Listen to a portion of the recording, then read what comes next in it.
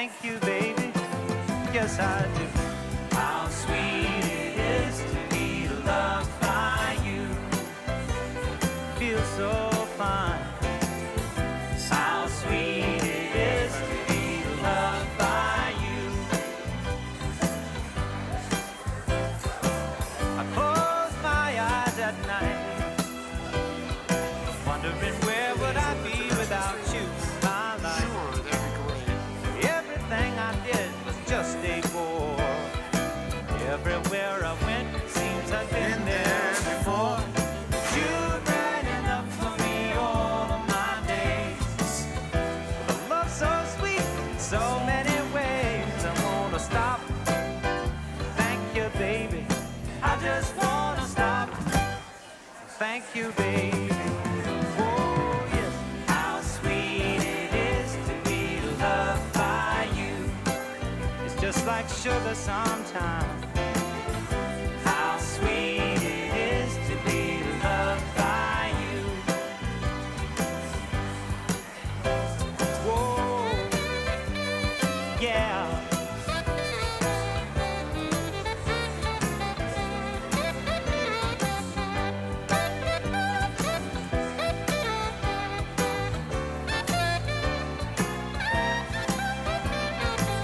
You were better to me than I was to myself.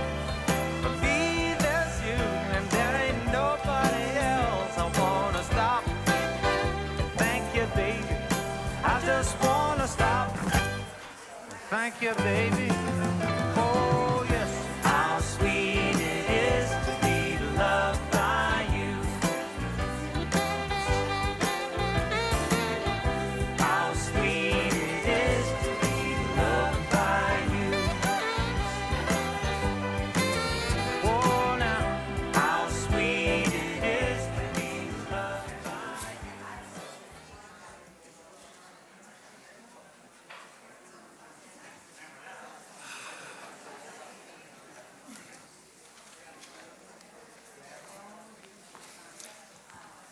Good afternoon, ladies and gentlemen. Thank you for joining us today for services honoring the memory of Robert Reiss. Services today will be conducted by Rabbi Marvin Schwab and by Cantor Alon Davidson. We'd like to remind everybody before we begin to please silence your cell phones. Thank you.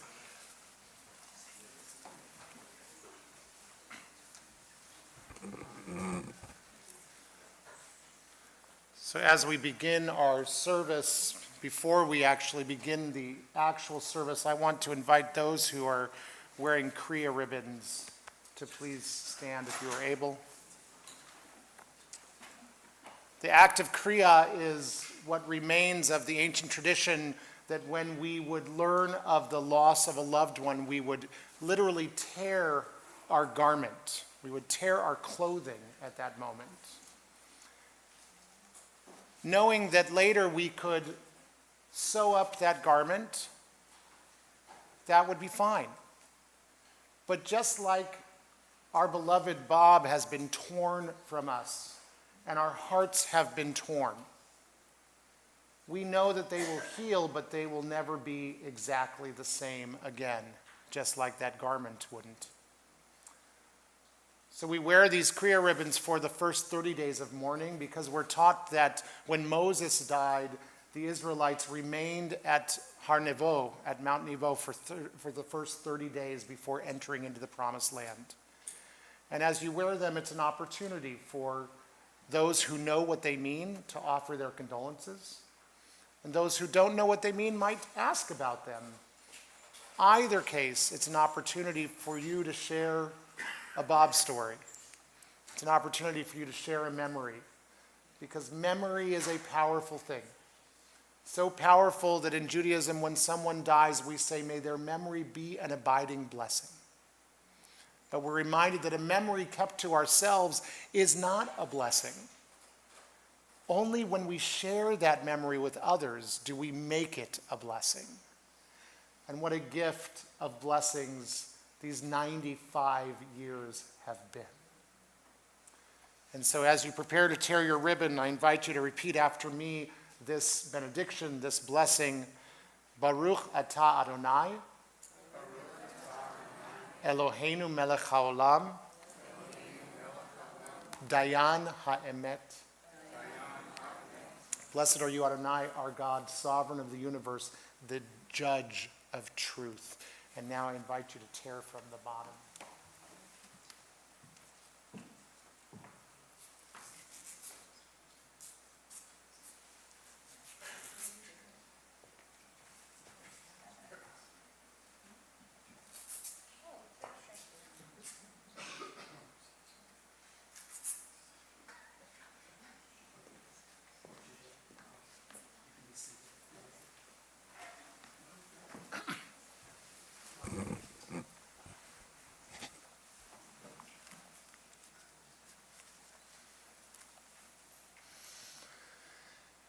Eli, Eli, shelo yigamer leolam, hachol vehayam, rishru shel hamayim, berak hashamayim, Tfilat ha'adam, ha'chol ve'hayam, rishru shel hamayim, berak hashamayim, Tfilat ha'adam. O God, my God, I pray that these things never end.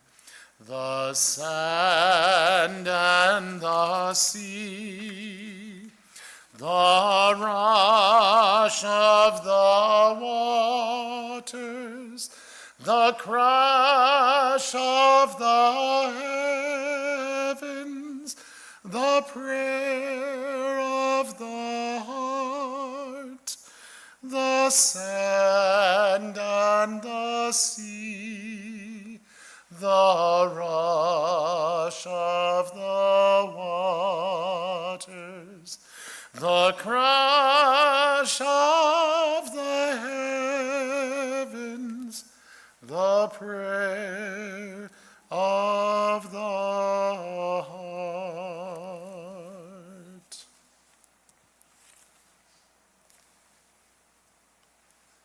We are here today, this afternoon, of course, in sadness because Bob has died. But we are here not to focus on the sadness of our loss, but to celebrate the gifts of his life. We are here to celebrate the fact that we had 94 at least years with Bob, at least one of us. To celebrate that out of those 94 years, 73 were spent in beloved marriage. And for the rest of us, while we can't add up, we don't have that many fingers and toes to count that many years that we've all had Bob in our lives. But we still share in that same or similar loss. For each of us, he was a presence. He was a presence in his own way, in our relationship with him. And so we celebrate. We celebrate today because this incredible life was gifted to this world for these past 95 years. Indeed, death has taken our beloved Robert Reiss. Our friends grieve in their darkened world. In their silence there is lamentation. In their tears there is loneliness. Lost in their sorrow, may they find the presence of you, loving friends. Hear them, O God, and be with them. For Bob's love that united us in life and which death cannot sever. For his companionship that we shared along life's path and which continues through the tenderness of memory. For the gifts of his heart and mind that brought us joy and happiness and is now a precious remembrance. For all these and oh so much more, we give our thanks to God. In this time of grief, we listen to the voice of our sacred scriptures that brings us the ever-new message of God's nearness. It tells us of our own kinship with the Creator, in light as in darkness, in joy as in sorrow, in life as in death. I believe the psalmist might have known Bob's soul when he wrote Psalm 15, because I think it speaks to this incredible man that we all knew. Adonai, mi agurbe olecha mi yishkon behar kodshecha. Adonai, who may abide in your house? Who may dwell in your holy mountain? Those who are upright, incredibly upright, who do justly, who speak the truth within their hearts, who do not slander others or wrong them or bring shame upon them, who scorn the lawless but honor those who revere God, who give their word and come what may, do not retract, who do not exploit others, who do not take bribes. Those who live in this way shall never be shaken.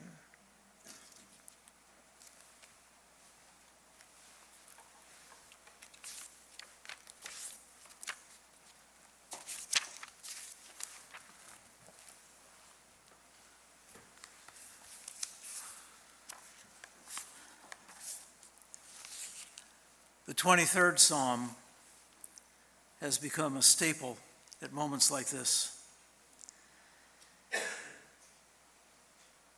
because it evokes an image of King David as a shepherd and God as a shepherd, guiding us, guarding us, protecting us. The words can be found on page 5 in your handouts. Mizmor LeDavid, Adonai Ro'i, Lo Echzor. Together, Adonai, you are my shepherd, I shall not want. You make me lie down in green pastures. You lied me beside still waters. You restore my soul. You lead me in straight paths for your name's sake. Yea, though I walk in the valley of the shadow of death, I fear no evil, for you are with me. Your rod and your staff, they comfort me. You set a table before me in the presence of my enemies. You anoint my head with oil. My cup overflows. Surely goodness and mercy shall follow me all the days of my life, and I shall dwell in the house of the Eternal forever.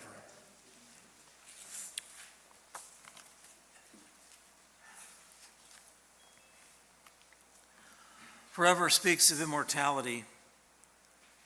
And there's yet another way that the soul lives on, and that's in our hearts and our minds. As we think about the times that were shared and the things we loved. In the beginning of the year and when it ends, we will remember him. When we are weary and in need of strength, we will remember him. When we are lost and sick at heart, we will certainly remember Bob. And in particular, when we have joys we yearn to share, we will remember him. So long as we live, he too shall live, for he is now deeply a part of us. As we remember him, and we think kindly of Bob and the life that he led.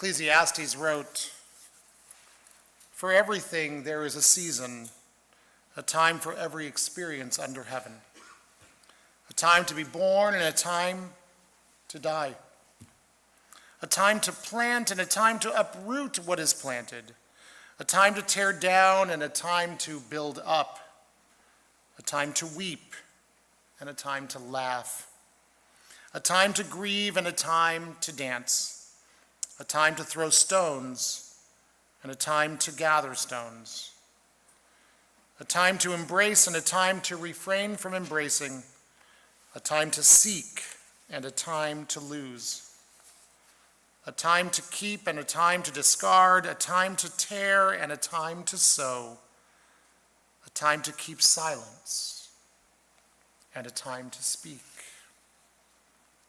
This is that time that we now take a moment to speak about our beloved Bob. Ecclesiastes knew what he was talking about. He first talked about a time to be born, and we can think back to March 22nd, 1930, in Brooklyn, New York, when Joseph and Rosalind welcomed their first of 3 beautiful children. Bob would grow with his 2 younger siblings, Carol and Arthur, and they would grow up in a beautiful duplex in Brooklyn, an apartment where his father's best friend since elementary school shared the property with his family. Like an aunt and an uncle, Bob grew up with this friend and his wife and their baby girl that was born a year later. Paulette came into Bob's life at the ripe old age of 1.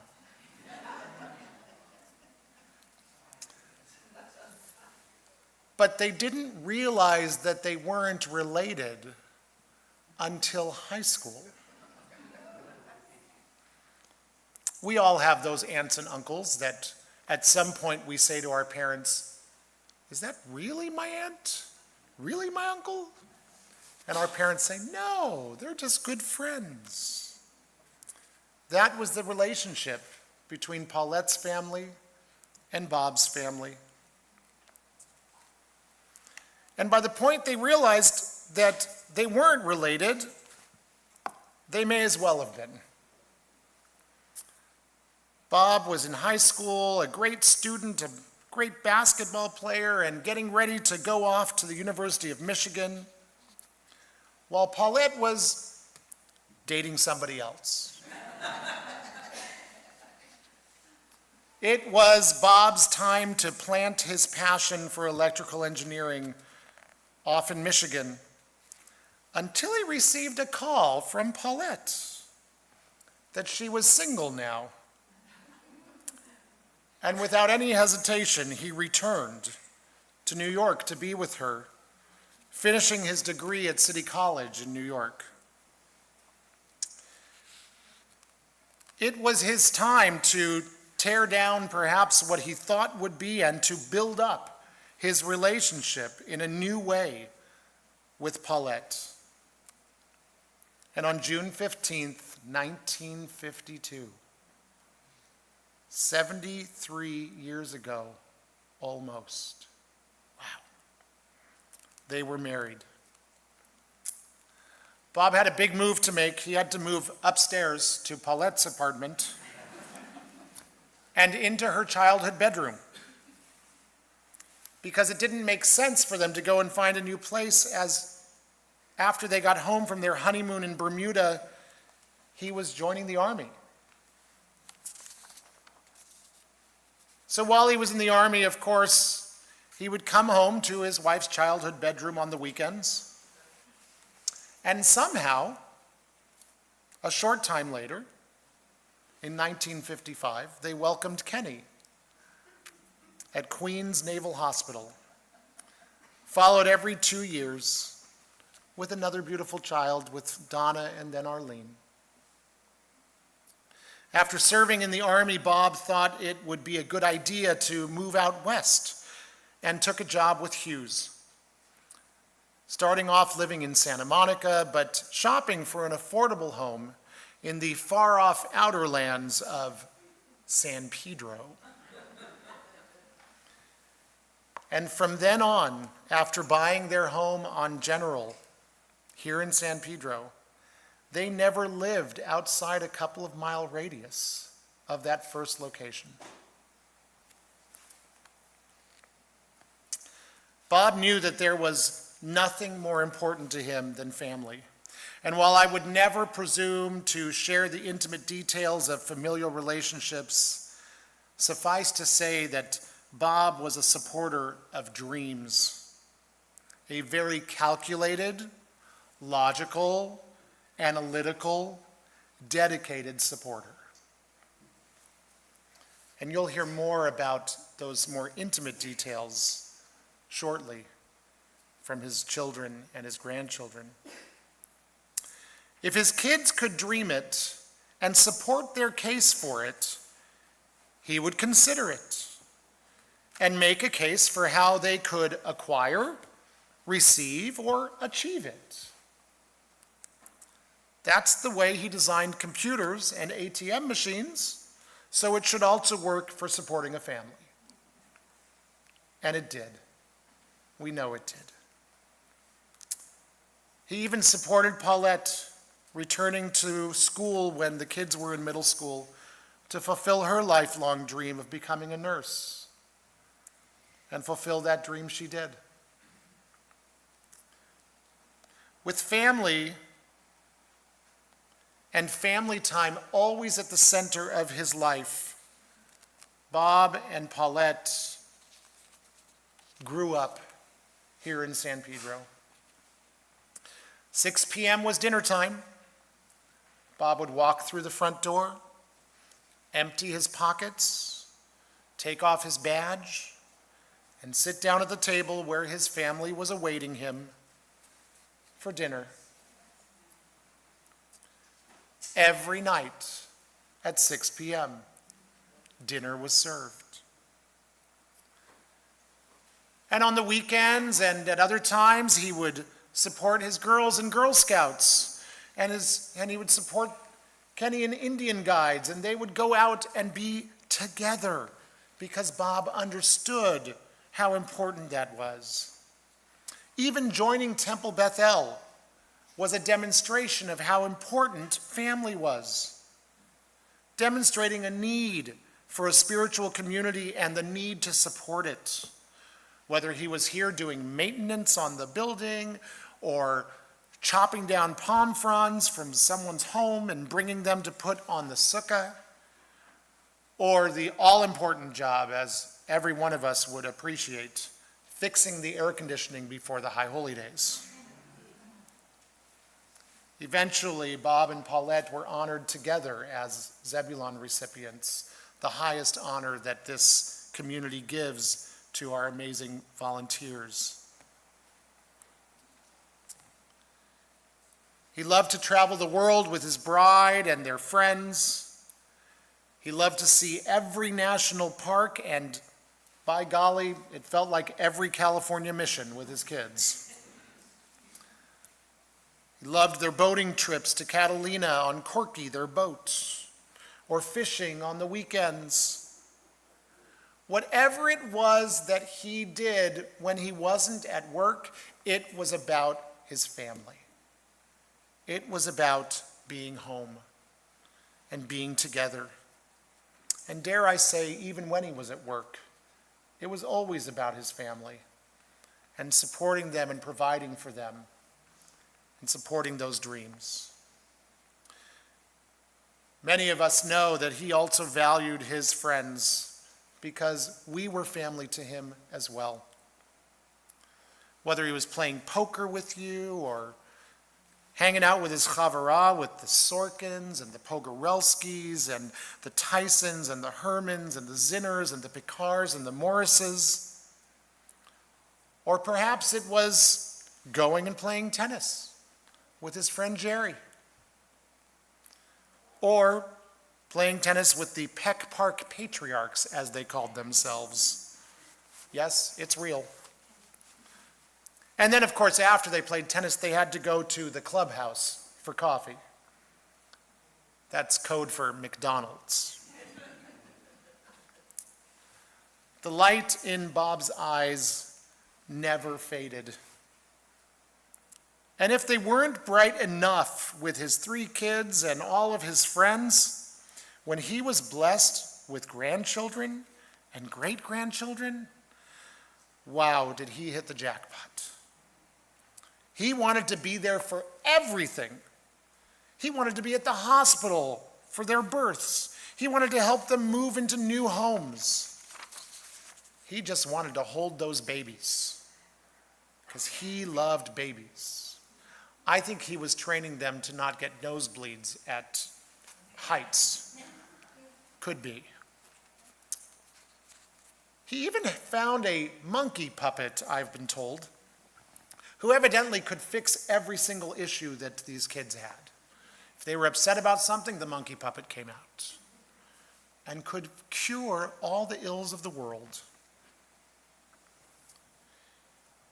He made all 3 generations of his family never want to miss a trip with their grandparents or great-grandparents. They wanted to come and be with them on vacation. They wanted to come and be with Bob at any moment that they could because he created that foundation for them. He even started the tradition on his and Paulette's 50th wedding anniversary of full family vacations every 5 years. The family wanted to throw a 50th wedding anniversary party, but Bob said, no, let's all go somewhere together. And he meant all together. He meant every child, every grandchild, every spouse, every great-grandchild, even boyfriends and girlfriends along the way. He made sure that they were all brought in to be a part of these family adventures.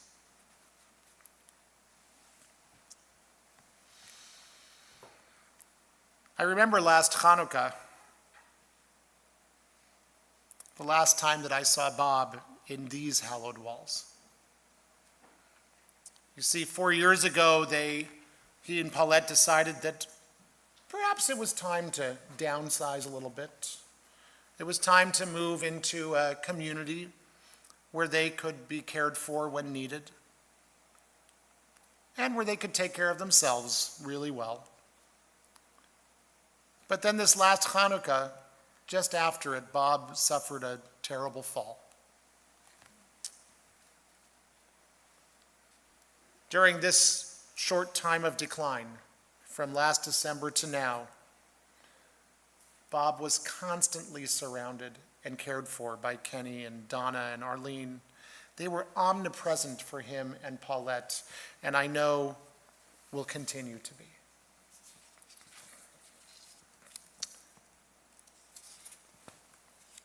As I visited with Bob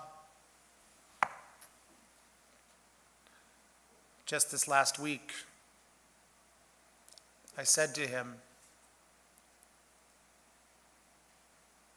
your Paulette's going to be okay, and your kids are going to be okay, because this is what you made. You made it so, and it's true.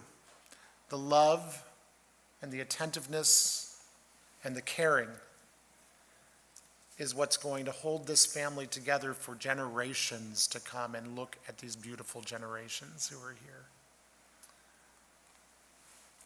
That's what you made, Paulette, with your beloved Bob. All of this, all this love. And we're looking forward to celebrating that love with you for many, many more years to come.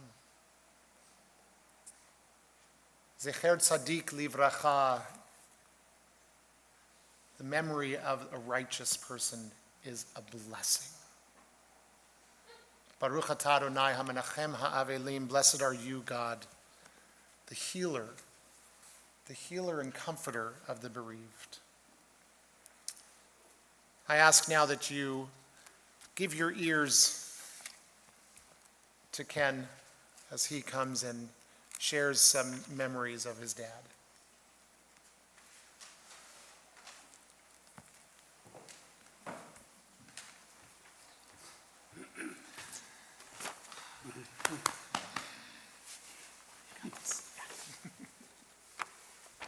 Okay, I'll see if I can get through this. On behalf of my mom, myself, Donna, Arlene, I'd like to thank you for joining us to celebrate my dad's life and to say our final farewell to him. My parents were true pioneers when they decided to move from Brooklyn to the West Coast. My dad told me that at the time, many members of their family, including their parents, thought this decision was outrageous and that perhaps they would never see each other again. I was 6 months old at the time, so I had no say in the matter. The move to California turned out to be a great decision.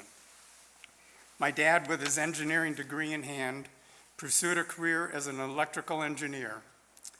The electronics industry in the LA area was in its infancy at the time, and the West Coast is where you had to be in order to advance beyond electronics and into computers. After living in an apartment in Santa Monica for 6 months, they went in search of their first home in Southern California. One day they drove to the end of the Harbor Freeway and found San Pedro, which was still in its infancy, even though the port existed for over 100 years. After finding their first home, they found their second home at Temple Bethel, where they became lifelong members. Once settled in their new home, our family grew to include my sisters, Donna and Arlene. Dad's endless love and unwavering support has been a guiding light for our family. He was a phenomenal role model for my sisters and I, our children, and his great-grandchildren. Our Father's kindness, wisdom, love, and strength are the gifts that enrich our lives every day. Dad, you set the bar high for each of us, and now we will take those gifts and strive to be the best version of ourselves. Dad loved living near the ocean and often told me stories about growing up near Sheepshead Bay in Brooklyn. I'm sure that had a lot to do with the reason they ended up living near the ocean. Speaking of the ocean, when I was about 5 or 6, my dad bought a small boat with an outboard motor and took me fishing just off the breakwater. He tried to keep me focused on catching a fish. Once he felt a tug on his line, he encouraged me to watch how to reel in a big catch. He soon realized that what he was reeling in was not a fish, but a seagull. At that point, he quickly diverted my attention, not wanting to traumatize me. Then he cut the line and told me the fish got away. Through the years, Dad took our family on many successful fishing trips, which is what instilled in me a love for being on the water. Personally, I find myself making decisions or reacting to situations based on my dad's example, both positively and negatively. Just ask Joanne, as there's hardly a month that goes by when she doesn't tell me that what I said or how I reacted was just like my dad. As I look around the room and I see family and friends who are like family to us, please know that my dad treasured each of your friendships and loved you all. I am sure I can speak for Mom, Donna, and Arlene when I say that our love for Dad continues to grow each day. Dad, we will miss you and keep you in our hearts forever, and trust that you are now at peace and can rest for eternity.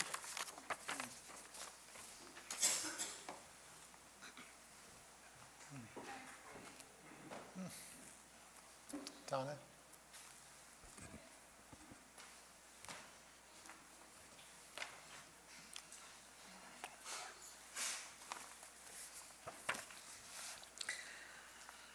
What can you say about a man who was always there for us, for his family? Dad was 1 year old when his father and mother his father and his mother's father, who were lifelong friends, entered into their lives together. They grew up with their families intertwined in each other's, that they were truly one big family. We grew up seeing family movies of my father and my mother and their siblings riding tricycles together in Brooklyn.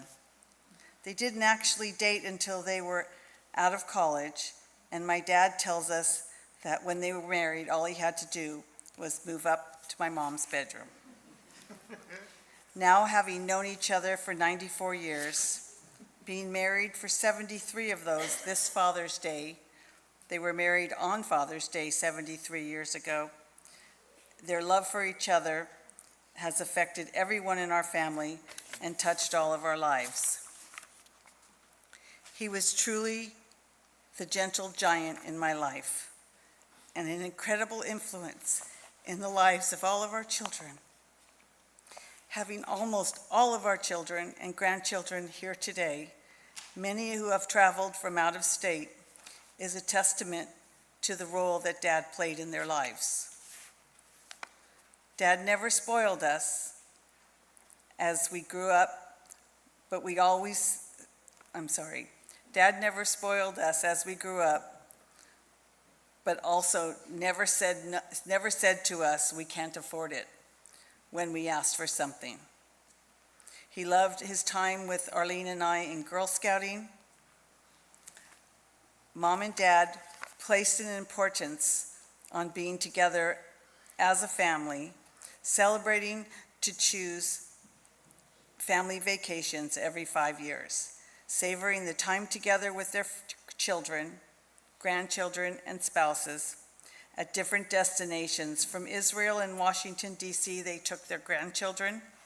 Extapa Club Med, cruises to the Caribbean, Mexico, Lake Tahoe, and Palm Springs to our annual Catalina trips, exposing and teaching us all what it meant to be a family to them. Dad was truly the best gift I could ever have had, having been able to give, hold on one second. Okay, we got a paper stuck together here. I remember one night when we were teenagers, all three of us were out with friends. I am certain where we told him we were going was not exactly the truth. With one of us being brought home that night by the police, and the other two, after having to go out looking for us in the middle of the night, lost somewhere in Palos Verdes hills, stuck in the mud and the rain after crazy teenage midnight off-roading excursion. Dad just was happy we were home safe. Unlike many father and daughter relationships, it was my dad who participated intimately in my life and decisions, and was truly the person I could go to ask or tell anything. Dad was the one who hung a sign in my room one day that told me the best thing about telling the truth is you don't have to remember what you said. And it was he who sat me down to discuss with me about the birds and the bees. There wasn't anything he wasn't comfortable discussing. Dad, the best gift I could ever have been able to give to you over these past years, especially these past few months and final days, was my love and presence and time. This gift of time and love you taught us, we graciously and lovingly returned it unconditionally. Being there with Mom and holding your hand in the last moments, I will remember and have in my heart forever. I truly know, you know, we will be here taking your place, making sure Mom will be loved and taken care of by us. I truly miss you. You will always be my gentle giant.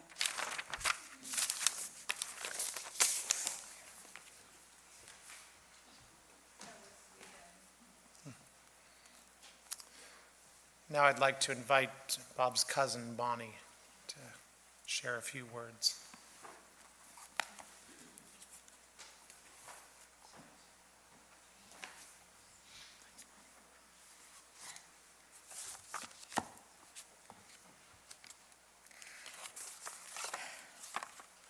So I'm actually Uncle Bob's niece. It's okay. There's a lot of people, so. So I'm the daughter of Carol, Bob's little sister, who's now 92 years old. I'm very sad she can't be here today. So I'm here representing kind of the East Coast crowd that also can't be here, so my three brothers and Uncle Arthur. And so I asked to compile their reflections. I'll be pretty brief, but I'll be speaking on their behalf. So I'm going to start with the reflection from my older brother, my big brother, Mark. Dear Aunt Paulette, Kenneth, Donna, and Arlene, my heart goes out to you and your families, and I wish I was there in person to offer my condolences and support. He thanks me, Bonnie, for being here on our family's behalf. Some of my best childhood memories are those of times our families spent shared vacations together with the Reiss and the Heimowitz families. Of all of our dads, Uncle Bob towered above the others, but not only in height. He always seemed in control and unflappable, kind and fun. I think what I also remember most lovingly about him was how much he reminded me of Grandpa Joe, especially his sense of humor and the way he physically carried himself in the world. I also enjoyed the many times I got to watch with Grandma Roslyn the old 8mm home movies, watching the Reiss siblings goofing around and teasing each other, although Uncle Arthur came much later. I am so grateful that Jerry and I were able to visit with you last September at a time when he was still the Uncle Bob I've always known and loved. This is from Russell, kind of channeling his little boy. He said, "Dear Uncle Bob, it's me, your nephew Russell. I can't exactly remember what year it was when Grandpa and Grandma took us for our first trip to California. But what I can and always will remember is that when everybody got lost in SeaWorld, notice everybody else got lost, Russell didn't get lost. When everyone else got lost in SeaWorld, you were the one that came and found me. Then you got me up on your shoulders so that everyone else could see where they were supposed to be. I never really had a chance to thank you for not allowing the rest of the family to be traumatized by guilt because Russell got lost again. So thank you for looking out for me, and thanks for being so tall. Love, Russell." This was my reflection. We came to California to visit after Russell's bar mitzvah, and I was about 9 years old. My most vivid memory of Uncle Bob was of him driving the motorhome over the mountainous roads with the catamaran hitched to the back. I remember watching that boat out the back window, seemingly to go off the mountain's edge at every turn. But Uncle Bob was as calm as could be and confident as ever. And I'll always remember his hearty laughter that was so much reminiscent of his father's, Grandpa Joe's laugh. From my mom, Carol, she said, "As many big brothers treat their little sisters, my brother Robert teased me unmercifully." With love. But in 1945, Dad quit his job, and our parents decided to sell their house in New York and move to California. We drove across the country, drying our hand-washed clothes as we hung them out the car windows to dry. We explored the area, but ultimately our parents decided to go back east. But it was on that trip that I think Robert decided that he wanted to live in California, and that is what he did. It was a beautiful outcome that the two best friends, Grandpa Joe and Herbert Lockman's children, Robert and Paulette, were married, and who knew it would last 73 years. And lastly, from Uncle Arthur, he says, "Guess this is a final goodbye to my big brother. I will greatly miss our phone calls and visits. Our biggest previous goodbye was watching you, Paulette, and baby Ken driving away from 1808 Avenue V to go to California. I was about 12 years old and could not understand why all the adults were crying. I probably thought it was just going to be a vacation. My first memory is actually of the 8mm film of you, Paulette, and Carol playing in our backyard on Ocean Avenue. You were trying to do handstands and chasing Carol, who was riding a tricycle. Then you were pushing Paulette around on the tricycle. This may have been your first date with each other. It took me years to understand why I wasn't in the picture. It turned out that you were just 8 years old and I wasn't born yet. So to my big brother, rest in peace. You've earned it.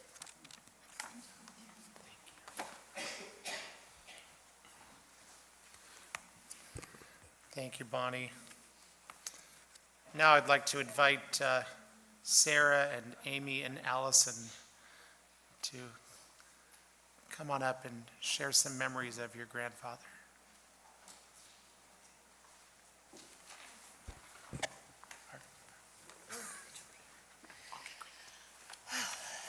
Okay.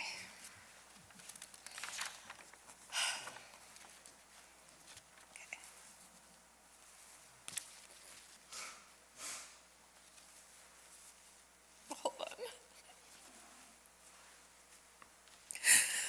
Okay. Grandpa was so special to all of us. And this is what I put together in my thoughts just this week. I didn't need Grandpa to pass away to know what he meant in my life.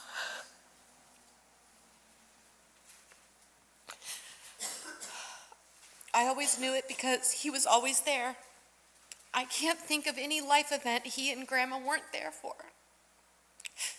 Of course, we grew up as young kids right here in their backyard in Petro and Long Beach.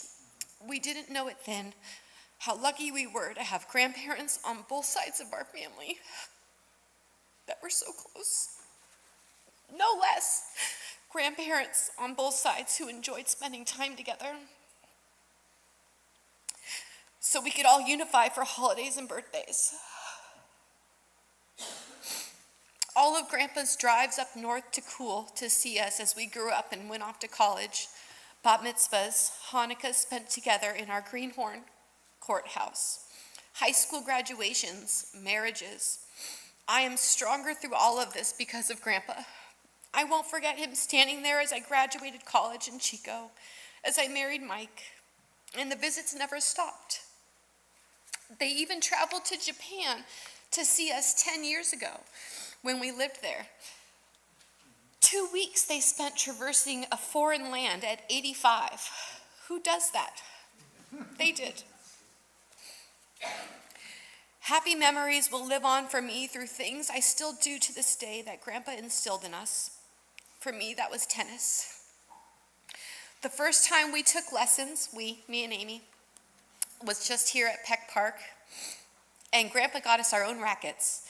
And I remember, because Amy and I were so close in size, our rackets were the same size. Grandpa got out his little tool and engraved our names on them so we wouldn't mix them up. I don't have that racket anymore, but I still play tennis to this day. His tennis lives on. And of everything, I credit Grandpa for our togetherness. I have, not just with my immediate family as I grow, 2 teenagers into young adults, but the connection my sisters and I have. I know if Grandma and Grandpa could have had us all living on their block, they would have loved that. And my sisters and I talk all the time how we would love that for ourselves. Communication is key, and Grandpa always emailed, always called, and the voicemails I still have of him calling me saying, "Hi, Allie, it's Grandpa. You're probably busy doing something. Call me back," will be the best thing I listen to in the days to come. We don't all have grandparents, and certainly not great-grandparents for our own kids to love on. Hold them close, make the trip. Grandpa always did. Thank you.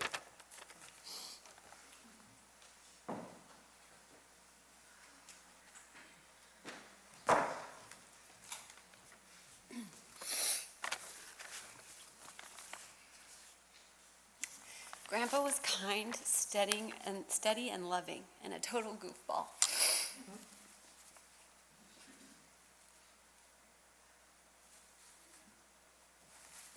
In my 42 years apart from this past year, I never saw him any other way. We've all shared something with Grandpa, a conversation, a laugh, a game of cards, or a few sets on the tennis court. And in those moments, he gave us way more than we realized. A bit of his time, his humor, his patience, and his presence. But looking back now, I can see just how much he poured into all of us simply by being who he was. As I've been reflecting on our time together, I've come to understand just how deeply he shaped the person I am, through the way he lived, in the way he treated people, and in the values he embodied. So, rather than trying to capture the hundreds of memories we shared together, I want to speak to a few of the lessons he taught me, the kind of lessons that'll stay with me for a lifetime. Grandpa showed me what love is, what it should look like, and what it represents. Not just love in words, but in action, the way he loved my grandma Paulette, with respect, admiration, and a total partnership. Taught me how someone should love their partner. My grandparents' life together was a model of trust, humor, and unwavering support. And watching them, I learned that real love is steady, generous, and built over a lifetime. Grandpa instilled in me what it was to be a good human. He was rooted in kindness, and from what I recall, he never raised his voice or put others down. There was only one version of Grandpa. He was gentle and humble. Grandpa was endlessly curious. He asked questions, he listened closely, and he leaned into every conversation like he genuinely wanted to understand your world. That curiosity wasn't just about people, it extended to everything. He was always exploring, and he was always learning. Grandpa showed me the value of friendship. For him, friends weren't just companions, they were chosen family. People like Sid and Barbara Brickman, David Zoda Belzer, they weren't just names I heard growing up. They were fixtures in his life, and by extension, mine too. Grandpa showed me that relationships need care and intention, and that investing in people is one of life's greatest returns. Grandpa also gave me the world, literally. Long before I joined he and Grandma, they had already wandered through Africa and Asia and beyond. But what I treasure most are the trips we took together. In 1990, he and Grandma took Allie and I to D.C. We tackled the metro on the 4th of July and visited every monument and museum. And in 1999, we went to Israel. It wasn't just a trip. It was a journey into our roots and our shared history. And I'll carry those memories forever. I only wish we had time for one more adventure. Grandpa showed me how joy lives in the things you love. For Grandpa, that was tennis, cards, and fishing. He shared all of those with me. Just 10 years ago, during our family trip to Mexico, at the age of 85, he still beat every one of us and our husbands on the tennis court. He taught me countless card games, with cribbage being the most favored, and spent many hours fishing with me out on Grandpa Jerry's boat.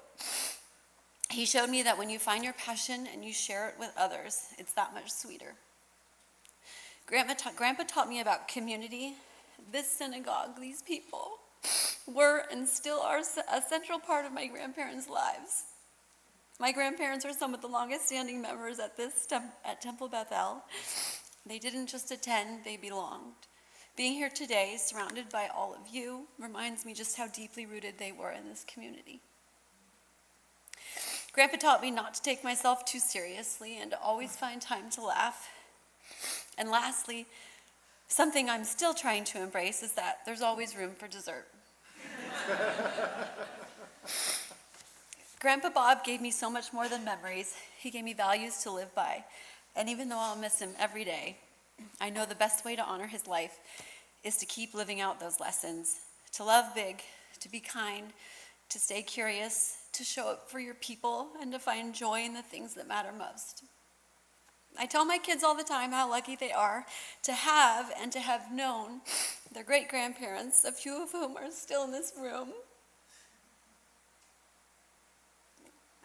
Almost exactly a year ago, Adam and I welcomed our third child, Simone Robbie Colley, into this world. And now forever she will carry a part of her great-grandpa with her, his name, his legacy, and his tender soul. Grandpa, it was an honor to be your granddaughter. Thank you for sharing your world with me, with my family, and with all of us. Thank you.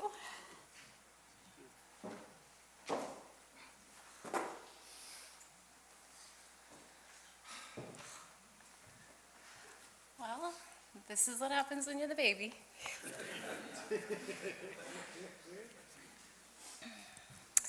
I did this on the drive, so I will read it as best I can. What I will always remember about Grandpa Bob: his warm voice and gentle smile, his storytelling with his hands, and his love for entertaining crowds, a gene that he passed on to my daughter Bailey. His generosity, his family-first outlook, and presence at absolutely every event and gathering he could attend near or far. His engineering mind and hunger for a good technological challenge. The unique notes he would write in every single birthday card. His evening post-dinner coffee head count. His plaid shirts and his handkerchiefs.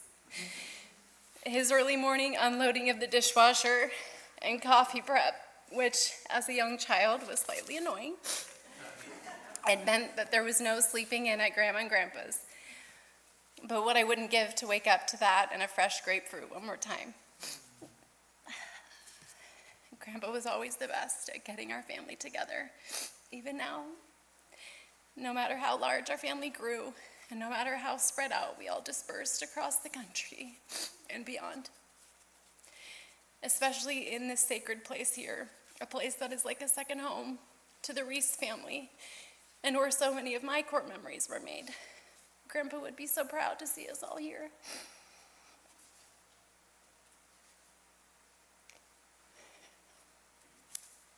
He always glowed with pride as he watched his family together, sitting back arm in arm with Grandma, admiring his most prized possessions. But he also got in on the action plenty, and to this day was one of the most active men I know.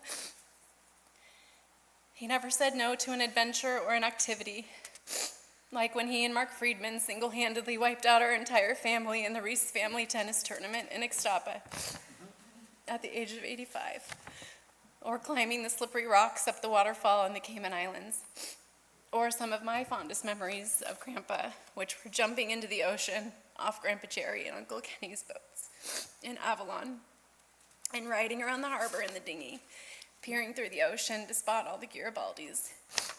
Grandpa did it all. He saw it all, and he truly knew it all. I may have gotten my sweet tooth from him, but unfortunately I didn't get his knack for math and numbers. Those went straight to my son Jackson instead. So I spent many summers at Grandpa's house studying math at the kitchen table with him, paired with a few pecan sandies, of course.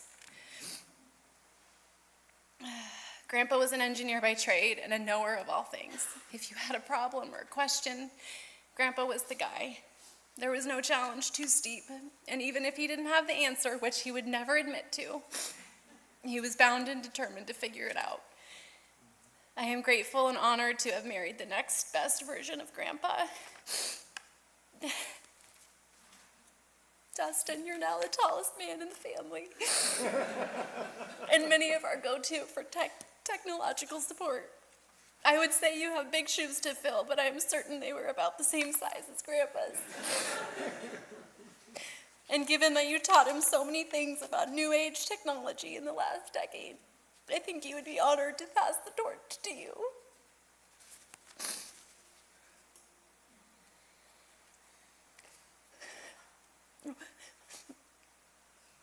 when I kissed you goodbye this last Sunday, I said thank you for everything, because to us, you were our everything. Sorry.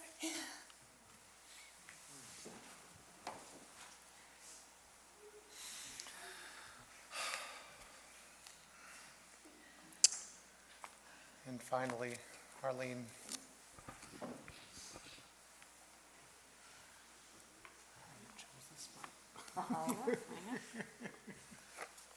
So I'm the other youngest. So you'll notice, I guess my demeanor is very different than everyone else. I have my moments, but in general, I am just really relieved, because this last month was just really, really sad, watching my dad go downhill, and I know he's at peace, and so I'm just very relieved. He used to be really easygoing and logical, and we lost that man quite a few years ago. He became stubborn and argumentative, and so yes, he had a really good 85 plus years, but the last couple years have not been the best for him. I wrote a lot, and I'm not going to read most of this. I guess one of the things that maybe a lot of people might not know is that it was only a month ago that my dad started exhibiting some medical conditions, and we found out that he was diagnosed with Lewy body dementia. And he must have had it for a long time, because now that I know what the symptoms are, he had those symptoms a long time ago. One of the reasons why he had so many falls was because I guess balance is one of the issues, and his hand tremors. The hardest part about it was the hallucinations, I guess, that are associated with it. Got really, really bad, and I'm really thankful for hospice when they came in, because that was the only thing that made him rest. And he went on hospice on Friday, and within 48 hours he was gone. So it's very shocking, but at the same time it was, to me, a blessing that he went so fast in the end. I guess I have a few memories that I wanted to bring up. One of my memories was that being in bed in my room, and my dad coming in my room in the middle of the night and scooping me up, and putting me in the station wagon along with my siblings. And then we'd go back to sleep, and when you'd wake up in the morning, you'd be at some beautiful place. He would take us on national park trips, and it was just really cool how he, just spent all night driving and everything, and we all just relaxed and then just got to enjoy it when we got there. Of course, he helped taught all of us to ride a bike. We all remember, going down to Crestwood Street parking lot and learning how to ride a bike. Then every one of us learned how to drive a car at the end of Paseo Del Mar, when there was only one cul-de-sac. And I remember, early Thanksgivings with the Hallages, lots of time spent with the Lovemans, our neighbors, the Horvaths, when we lived on General Street. I remember my dad, when we moved to Nobleview Drive, our neighbor across the street, Dale Cook, he was the man with all the tools. And I remember going over there sometimes to fetch my dad out of the garage when he went over there to get tools, and ended up talking to Dale. Just lots of boat trips with the Snyders, and lots of time with the Brickmans. Trips to visit our cousins, the Rothschilds in the Bay Area, and also my mom's dear friend Maria Goolsby and her family. And then I think this got mentioned a little, that Zona Belzer was a travel agent, and she arranged trips. There was quite a few couples that would go on international trips every year, and my parents went on amazing trips, and my dad was always the photographer of the family. So I don't know if you can notice it, but there are periods of time where there aren't a lot of pictures, because he was of my dad, because he was the one taking the pictures. So of course he took lots of pictures on these trips, and then he would always have a slideshow. And so we would always get to relive their trips through the slideshow, or when we went on trips, we got to relive our trips through the slideshow. And so anyway, I just want to conclude that there are things that I take after from my dad. We both are more on a logical bent, also less communicative about our feelings. I inherited that. Both of us, we work to live, and we don't live to work. And I also inherited his love of the outdoors. So I will miss him, but again, I am very relieved that he is at peace. Thanks.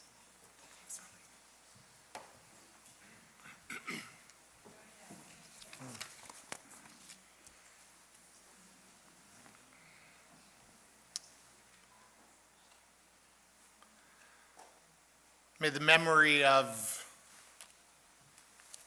Bob, this planner, this logical but caring man, this man who was all about his family, this man who had a deep love for his bride and an amazing love for his friends, this man who loved to travel and see the world, especially when he could do it with the people that he loved. May the memory of him endure among us as a blessing. In your own time, O God, when we too are called to enter eternity, may we leave this life secure in the faith that in your light we shall see light. In life and in death, we cannot go where you are not. And where you are, hope endures. Sustained by this assurance, we invoke your name, Almighty God, as I invite you all to please stand as you are able for the El Malei Rachamim, the memorial prayer.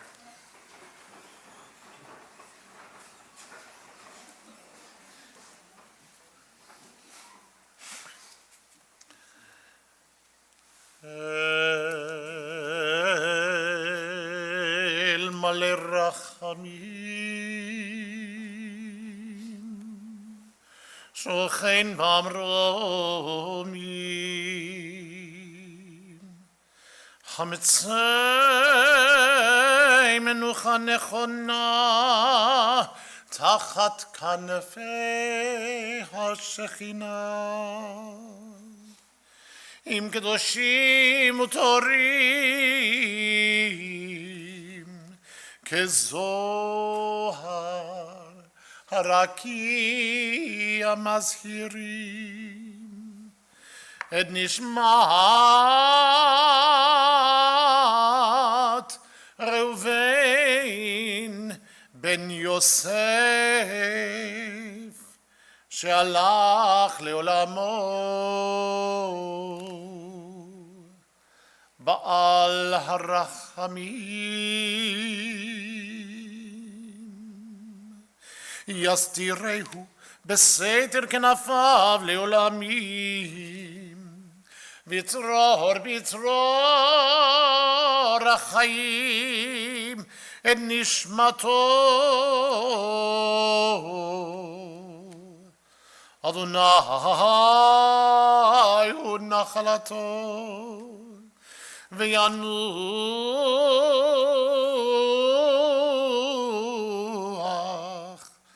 b'shalom al mishkavo v'nomar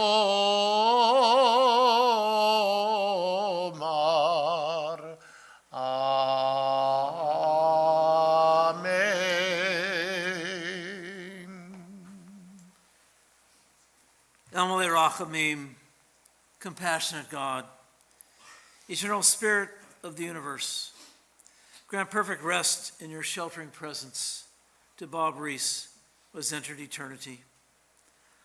O God of mercy, let him find refuge in your eternal presence. Shelter him in the shadow of your wings, and let his soul be bound up in the bond of everlasting life. God is now his inheritance. May he rest in peace. And let us all say, Amen. Please be seated.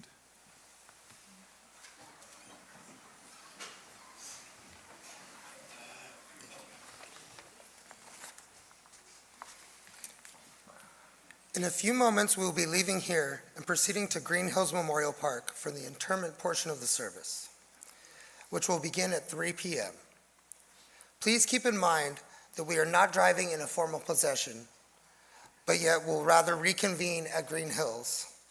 If you're not familiar with the Memorial Park, you could stop at the gate and there'll be somebody there to give you the information. Following the ceremony at Green Hills, the family invites you to join them at Donna's home for a meal of condolence. There is a handout in the foyer with both the address for Green Hills and Donna's home. Please take one as you leave. When you leave the sanctuary, casket bearers and immediate family members will be exiting directly to the parking lot out the doors to the right. I would ask that everybody please remain behind for a few moments to allow everybody to exit, and then please exit out the main foyer. The following have been asked to serve as casket bearers: Kenneth Reiss, Justin Reiss, Michael Smith, Dustin Hoskins, Adam Colling, and James Cicelo. Again, please allow us a few moments to exit, and then go ahead and exit to your cars. Casket bearers, if you'll please come forward, and may I ask everybody else to please rise.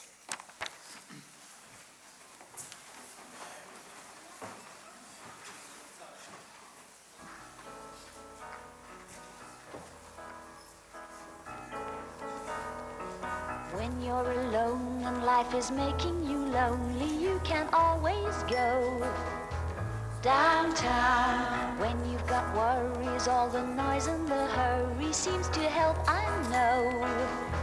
Downtown, just listen to the music of the traffic in the city. Linger on the sidewalk where the neon signs are pretty. How can you lose? The lights are much brighter there. You can't forget all your troubles, forget all your cares, so go downtown. Things will be great when you're downtown. No finer place for sure, downtown. Everything's waiting for you.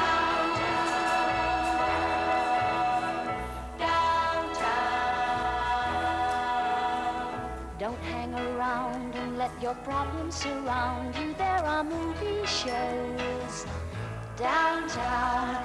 Maybe you know some little places to go to where they never close. Downtown, just listen to the rhythm of a gentle bossa nova.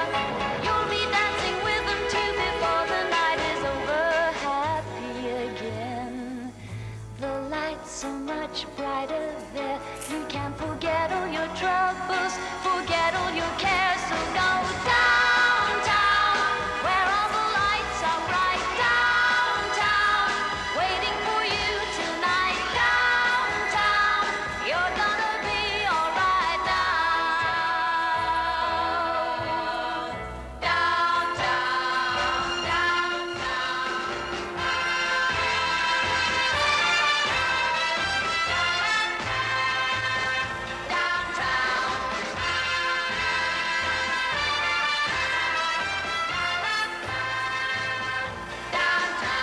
and you may find somebody kind to help and understand you. Someone who is just like you and needs a gentle hand to guide them along. So maybe I'll see you there. We can't forget all our troubles, forget all our cares, so go downtown. Things will be great when you're downtown. Don't wait a minute more. Downtown, everything's waiting for you. Downtown, downtown, downtown,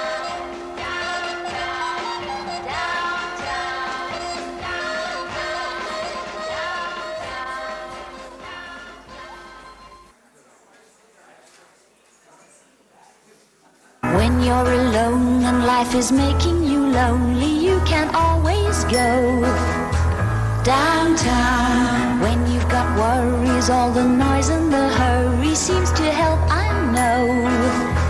Downtown, just listen to the music of the traffic in the city. Linger on the sidewalk where the neon signs are pretty. How can you lose? The lights are much brighter there. You can't forget all your troubles, forget all your cares, so go downtown. Things will be great when you're downtown. No finer place for sure. Downtown, everything's waiting for you. Downtown. 64, this is Petula Clark.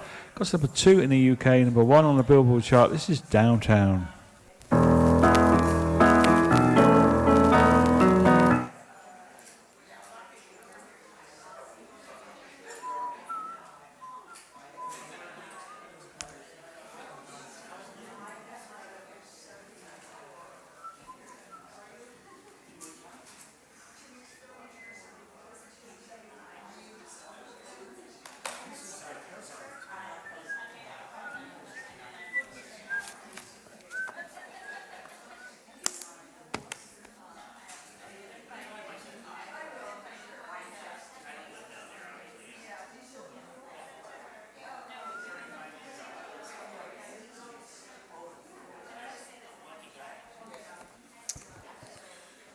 For all of you on Zoom, thank you for being with us. We'll make sure that the family gets all of your comments from the chat, but I am going to end the Zoom meeting at this time as we process.